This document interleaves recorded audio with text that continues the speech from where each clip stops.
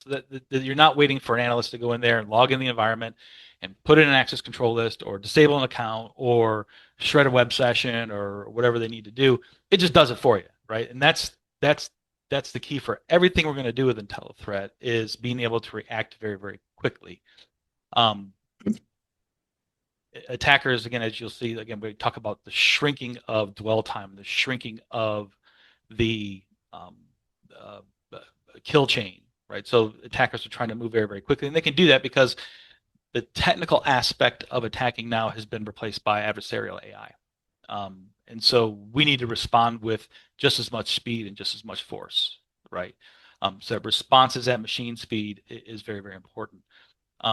Some other things I'll talk about. This is not built for SOC analysts, right? This is built to replace SOC analysts. Now I run a SOC and I love every one of my SOC guys to death. They're all great, but not one of them wants to be a level one SOC analyst. Not one. It's a boring job. Anybody who's ever been a level one SOC analyst or trained a level one SOC analyst or those sorts of things, staring at panes of glass all day, trying to figure out what's good, trying to figure out what to investigate, and other alerts come in.